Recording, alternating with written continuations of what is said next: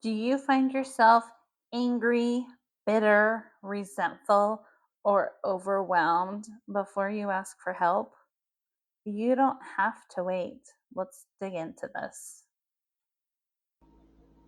Welcome to the Autism Diagnosis to Confident Mom podcast with Kira from Kira Brown Coaching. I'm a mom of neurospicy kids and a life coach. I'm here to share real tips and support to help you feel confident as a parent.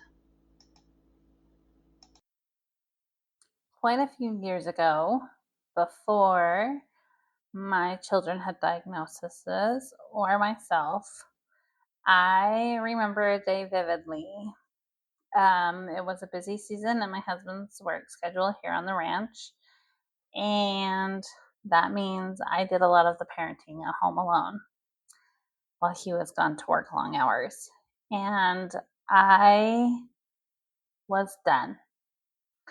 I was angry. I was tired. I was ready to cry. I wanted to yell and scream. I I couldn't do anymore without exploding on somebody or something that I should not. And so I remember angrily loading my children up in the car and driving to find my husband at work. And I dropped those kids off to him. I said, "They're your problem now." And I headed to town.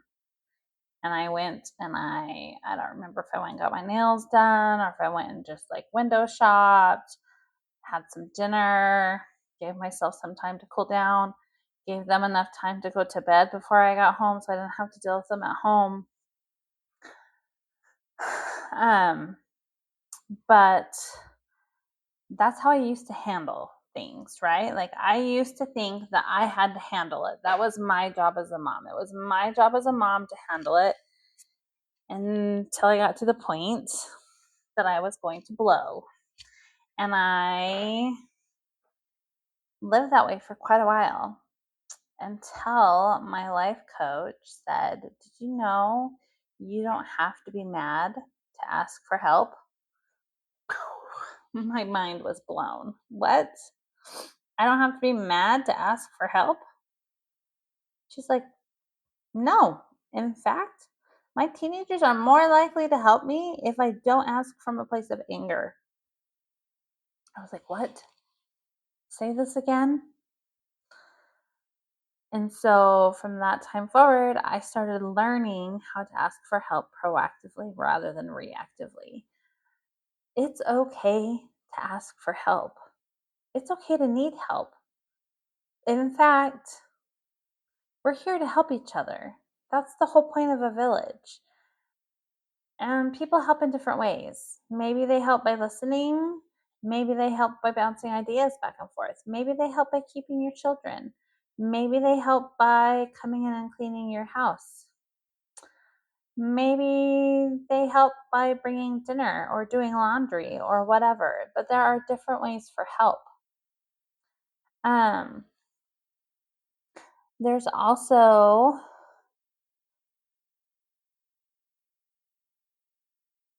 free ways and there's professional ways to get help, right?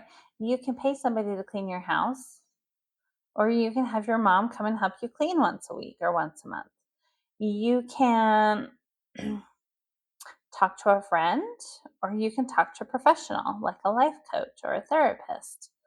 So there are lots of different ways to ask for help. But what I learned as I started asking for help was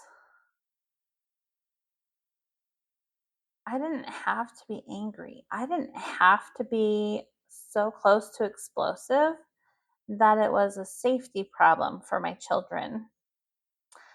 I can now, since I've been asking for help, I can feel it when inside my body when I need to ask for a break or for help. I can feel it. It feels like pressure inside my body. A lot of times I feel the feeling and I'm like, what is this feeling?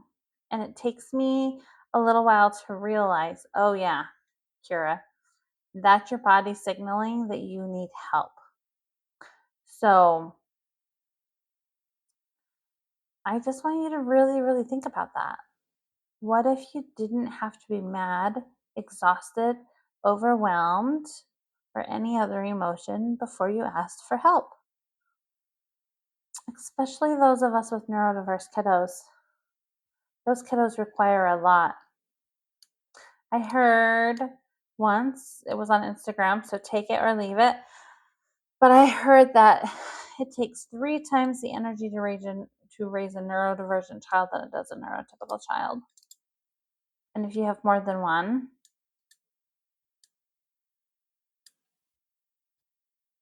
I used to always think, how does my friend with 6 kids do it?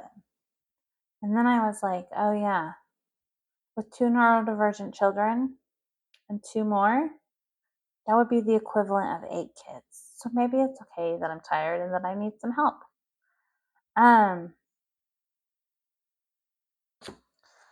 I can ask for help in different ways and from different people. So for my children, I can ask for help with the dishes or taking the trash out or swapping the laundry. For my spouse, I can say, tag, you're it, and let him help with the meltdown. That's our sign in our home that it is getting too intense for us, that we need to step out of the situation for a minute and let somebody else who's calmer step in. You can ask for people to keep your kids. This could be a neighbor. This could be a friend. This could be, it doesn't have to be all of your kids. So let's say you need to run to town and run some errands. And you don't even feel comfortable leaving your neurodivergent kiddo with a neighbor, but you can leave your other kiddos with a neighbor. Trade it off. Let them come to your house sometimes and you trade it. It'll be worth it. Trust me. Ask me how I know. I know because I've done it. And it is amazing what happens when you can leave kids when you go to run errands or do something else. Or even trade it off so you can go take a nap or read a book or do whatever your little heart desires for an hour. Maybe if you have younger kids, you have a tween or an early teenager come in and be your mother's helper. They come and play with the kids for a while you do something else. Maybe somebody just helps you talk it through and see a different perspective, or to see that it's okay that you're feeling frustrated. There are a million ways to ask for help, a million, and you don't have to be angry to ask for it. Like I said earlier, it might be professional help and it might be free help. Maybe you talk to your mom or your sister or your best friend. Maybe they're not cutting it.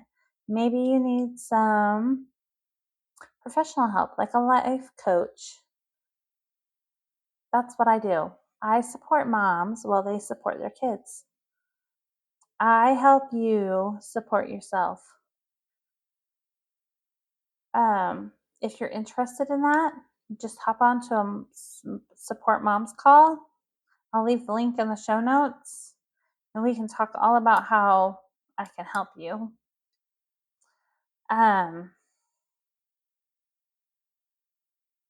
But just remember that you do not have to be mad to ask for help. Somebody can support you while you support your kiddos. It's not wrong. It's not bad. It's not negligent. You are doing better than you think you are, Mama. Keep up the good work. Thanks so much for listening to Autism Diagnosis to Confident Mom. If this episode helped you feel a little more seen or supported, please take a moment to like, follow, or subscribe to the podcast. And if you know another parent who needs to hear this, share it with them too. We're all in this together. You're doing better than you think, Mama. You've got this.